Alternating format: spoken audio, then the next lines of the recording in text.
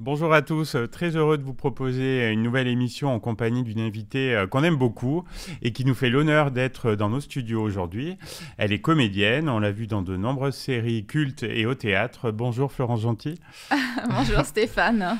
Alors je crois qu'au départ, ta passion c'était plutôt la danse classique. Exactement, ma passion, ma première passion, la danse.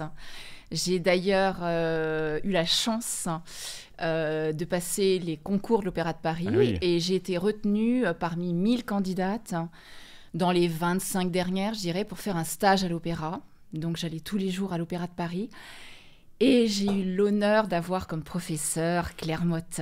Ah oui. Et ça... Ah oui. Voilà. Et après, comment tu as bifurqué vers le théâtre ? Oh, alors, on parlait tout à l'heure de la boum. J'étais en cours avec Tessa Beaumont. C'était ma prof de danse adorée. Et j'ai rencontré, et il dansait aussi, j'ai rencontré Laurent, qui jouait justement dans la boum, qui a joué. Ah oui, voilà. D'accord. Ah oui.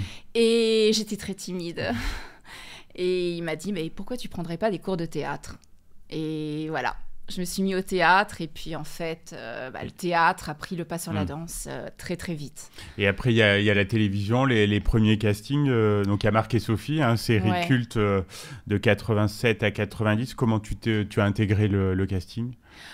Alors, c'est Jean-Claude Dauphin qui m'a remarqué dans ma première série qui s'appelait Coulisses de Pierre Goutas. Et là, j'avais le premier rôle féminin. Ah oui. Et je jouais d'ailleurs... moi, je jouais une comédienne qui était pas très, très, très bonne. Ah oui. Voilà.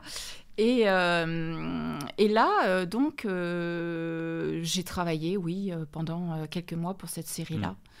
Qui était très populaire, une série très suivie. Coulisses de Pierre Goutas. Ça a été assez court, en fait. C'est surtout après donc Marc et Sophie qui m'a fait connaître. Et qui a emmené d'autres rôles par la suite. Ça a aidé, je pense. Oui, un enchaînement. Oui. Bon, après, entre-temps, après les cours Viriot, cours Florent, j'ai trouvé un agent. J'ai eu un agent qui aide un petit peu. Mais c'est vrai, après, c'est beaucoup plus par le fait de tourner. De se faire un réseau. Se faire un réseau, on nous remarque. Et donc, ça enchaîne les rôles, que ça soit théâtre, un petit peu de cinéma, séries télé, téléfilms. Et puis après, je suis arrivée aussi à la publicité. Et là, j'ai à mon actif à peu près une 40aine de publicités. Ah oui, c'est beaucoup. Ouais. J'ai beaucoup voyagé grâce à ça. C'est génial, ouais. J'ai la passion du voyage qui m'est restée. Et du coup, effectivement, j'aimerais bien y retourner. Parce que, bon, tout ça, ça fait partie du passé. Et la publicité, oui, ça a pas mal marqué. Parce que, à un moment donné, j'étais un petit peu sur toutes les chaînes. Ah oui, non, c'est clair. Oui. Et voilà, quoi.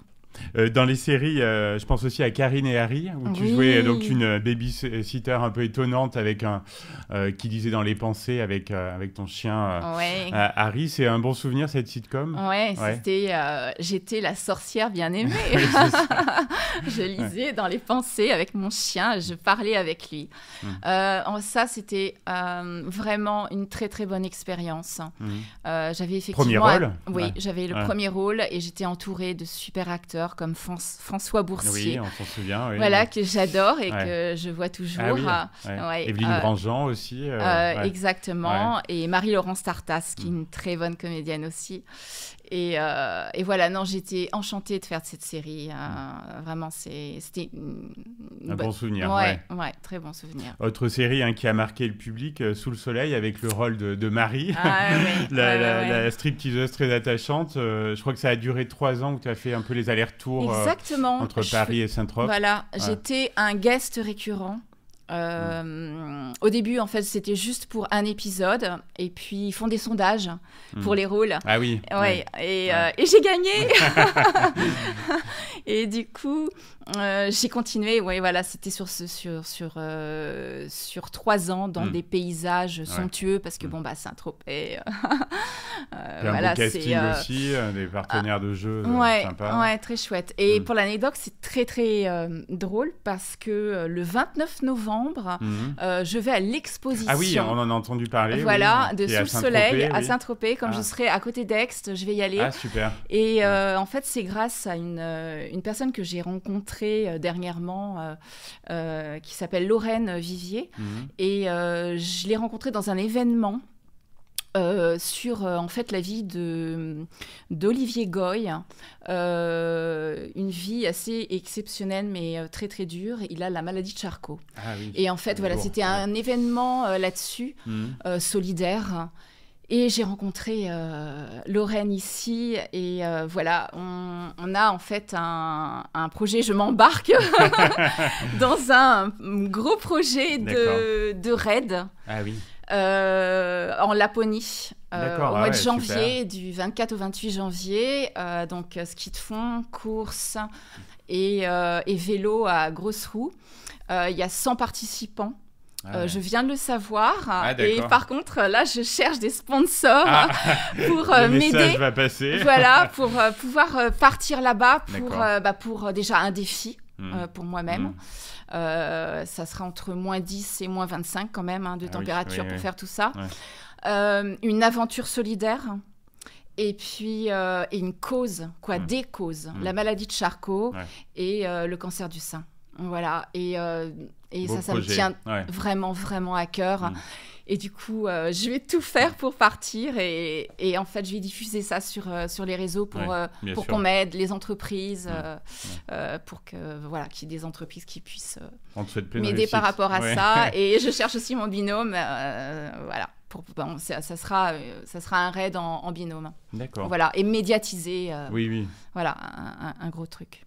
Et dans les séries, est-ce qu'il y en a d'autres qui t'ont marqué ? Je pense peut-être à Nestor Burma ou d'autres Alors, les séries, j'ai eu un très beau rôle dans Valence. Ah oui. Voilà, avec Bernard Tapie. Là, j'ai eu un magnifique rôle. Sinon, Nestor Burma, c'était avec Guy Marchand, c'était assez court. C'est court, ouais. Mais c'était juste un épisode. Et puis, en fait, j'ai fait effectivement pas mal de téléfilms ou de téléfilms, mais en guest. En unitaire, oui. Voilà. Ouais. Il y a eu aussi le téléfilm avec Galabru, je crois que ça t'a marqué, où tu jouais sa fille. Oui, je l'ai oublié. Mais en fait, c'est vrai que j'ai eu un beau rôle. Ouais. Et à la base, j'ai arrêté Sous le Soleil. Pour ça. Ah oui, d'accord. Voilà, parce que ça devait, si c'était OK, ça devait faire une série. D'accord. Et en fait, c'est resté en téléfilm. OK, mais un beau souvenir quand même. Oui, oui, c'était un beau rôle. Et effectivement, le premier rôle féminin aux côtés de Michel Galabru, et, qui est... qui est extraordinaire. Qui est un ange. Ouais. Voilà, un ange. Donc, aussi une très, très bonne expérience. Et oui, j'ai aussi quitté cette série de Sous le Soleil parce que j'avais un projet avec Robert Hossein. Ah oui. Et j'étais prise, j'attendais le contrat. Et en fait, je devais remplacer une comédienne pour une tournée, pour un seul en scène, avec la voix de Robert Hossein, un Hitchcock, quoi. D'accord, Et donc, j'attends toujours le contrat. Mais oui, parce que la comédienne, en fait, est revenue sur... elle avait un projet, et en fait, elle est revenue sur sa décision. Musicales, voilà, et du coup, le destin. Voilà. Au cinéma, une expérience avec Moki aussi. Oui. Alliance Cherche-Doigt. Alors là, c'était tout petit. Mais quand même, avec un Guillaume personnage là aussi, Oui, en fait, à chaque fois, ce qui est chouette, c'est les personnages qui sont complètement différents, et c'est ça qui est enrichissant. Et voilà, et ça me manque. Ah, mais ça va revenir. Oui, j'ai envie, là, je suis prête. Au théâtre, je pense à la salle de bain, donc c'était en 2003, je crois. Comment ça s'est passé avec la collaboration avec Astrid Veillon et Jean-Luc Moreau ? En fait, on s'est bien amusé. Oui. Voilà, et après il y a eu une toute petite tournée très courte. Et vous n'êtes pas venu ici, je crois. Vous n'êtes pas venu en Auvergne. Non, parce que c'était très court. On est allé juste un peu dans le sud. Il y a eu que quelques dates. Et moi, j'étais enceinte. Ah oui, d'accord. Voilà. Ah, oui. Donc, j'ai fini en fait la tournée avec un gros ventre. Et on l'a fait passer comme si j'étais en fait grosse, quoi. La maman de la maman, voilà, qui était très pulpeuse. Oui, oui. Donc, non, mais un très beau rôle au théâtre. Merci Astrid. Voilà. Et puis Oscar en 2008, là aussi. Oui, avec Bernard Farcy, le rôle d'une soubrette. Là, je me suis vraiment aussi amusée. Hein. Ouais. Oui, ça a duré un moment, non ça... Oui, exactement. Oui, je crois presque un an. Hein. Ouais. Sur scène, et après ça a été repris. En fait, Bernard Farcy me voulait en tournée. Oui. Et du coup, moi, je suis plutôt restée à Paris. Sur Paris, ça a été repris en fait avec Bernard Tapie. Et oui, avec Tapie, à Paris, et j'ai plutôt décidé. J'ai pris en fait cette proposition tout simplement parce que je venais d'accoucher. Ah oui. Et j'avais envie d'être avec mon fils. Oui, voilà, avec la tournée, c'était un petit peu compliqué pour moi. Et du coup, voilà, j'ai plutôt pris cette décision. Et voilà. depuis quelques années, donc, tu as investi la sphère du bien-être. Oui. Comment ça s'est fait, ce cheminement? Je me suis sauvée de Paris pour diverses raisons avec mon fils. J'ai atterri dans la maison que je venais d'acheter en Provence, et du coup il y a un moment donné on se dit j'ai arrêté du coup le métier. Oui. J'ai fait en n'étant plus à Paris, c'est peut-être aussi un peu compliqué. Et puis je pense que j'avais besoin d'aller autre part, de vivre autre chose. Voilà. Et du coup, j'ai rencontré le bien-être. Pendant 3 ans, j'ai fait des stages, réflexologie plantaire, massage bien-être. Pour acquérir les compétences. Exactement, voilà. Et puis là, je continue. Je viens d'apprendre le Chinetsang et je suis passionnée par ça. Et du coup, je suis revenue en Île-de-France, parce que j'ai vécu une dizaine d'années, du coup, à côté d'Avignon, et après d'Aix-en-Provence. Et là, voilà, je recommence à faire un petit peu ma clientèle. Oui, pour se faire connaître. Voilà, petit à petit, entre Le Chesnay et Versailles et Gif-sur-Yvette, voilà. À mon compte complètement freelance, ce qui fait que je fais ce que je veux. Ah ouais, ça, je pars quand je veux, si j'ai besoin de jouer, si s'il y a une opportunité, j'ai une opportunité, je suis complètement libre. Je navigue avec mes clients. De toute façon, c'est le début d'une clientèle, et j'ai besoin de cette liberté. Ça a toujours été mon truc. J'ai besoin d'avoir plein d'activités. J'ai toujours été sur beaucoup d'activités. Et en même temps, cette liberté qui est important pour moi. Et ça se fait, donc tu as un cabinet où tu vas chez les gens? Non, justement, si j'avais un cabinet, ce serait plus compliqué. Ce serait pas possible. Donc en fait, il y a des coworking de bien-être maintenant. Voilà, donc je vais à l'Embellique et au Chesnay, et au Jardin de la Forme à Gif-sur-Yvette, et sinon à domicile. Voilà, et là justement, j'ai un événement, mon premier événement, le 25 novembre, où c'est la découverte de mon combiné massage, qui est massage bien-être, relaxation coréenne, Chinetsang ou réflexologie plantaire. Et... On va venir, il reste des places.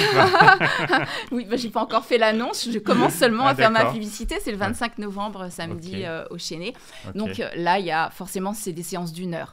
Donc il y aura que 5 clients. Bien sûr, c'est pour la découverte. C'est physique quand même pour le praticien. Hein. Oui, je vais jusqu'à 2 heures de combiné. C'est-à-dire que en mélangeant, en fait, j'ai pas mal d'outils.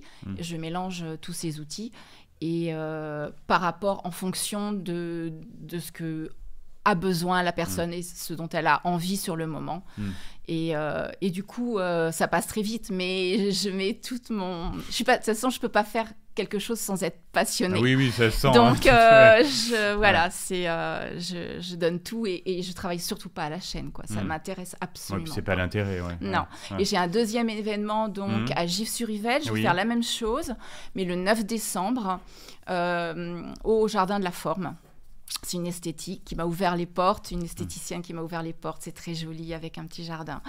Et du coup, voilà, ça sera mon deuxième événement. Et je pense j'ai envie d'en faire comme ça tous les 3 mois. Ou, je veux dire, voilà. Et pour nos auditeurs qui seraient intéressés, donc on te retrouve sur les réseaux sociaux. Exactement. J'ai un site Flore Harmonie Bien-être et il y a mon numéro de téléphone sans problème. Et sur les réseaux Facebook, Instagram, voilà, tous les réseaux et les réseaux aussi professionnels. Voilà. Donc on a parlé de tes projets de raid, au niveau du bien-être. Est-ce que tu as d'autres choses en cours? On sent qu'il y a une envie au niveau artistique, spectacle. Exact. Mais en fait, j'ai commencé à écrire une pièce de théâtre. Voilà. Je dirais, il y a des moments pour tout. Donc j'ai commencé, mais là pour l'instant ça stagne parce que je peux pas être sur tous les fronts. Voilà, là je prépare mes événements, là tout d'un coup il y a le raid qui arrive et du coup je suis hyper enthousiaste par rapport à ça. Bah voilà, j'ai besoin de tous ces défis, de tous ces projets, et du coup ben voilà, c'est en attente, mais c'est un projet qui me tient encore à cœur, c'est mon rêve, c'est mon rêve d'écrire et voilà, parce que je souhaite forcément jouer dans cette pièce. C'est en fait en même temps une partie de... c'est un peu autobiographique ou pas? Non. Un petit peu, parce que je prends une partie de ce que j'ai vécu et après, voilà, je le romance. Donc, sur la famille, le deuil, tout ce que ça peut comporter, la mémoire du corps, par rapport aux souffrances, au traumatisme, exactement, qu'on peut avoir et comment on peut s'en sortir, le positif, le négatif, voilà. On espère que tu viendras nous en reparler sur cette antenne. J'espère bien, Stéphane. C'est un vrai plaisir de t'avoir dans les studios de Logos FM et puis à très bientôt, plein de bonheur dans tous tes projets. Merci à toi, Stéphane. Au revoir.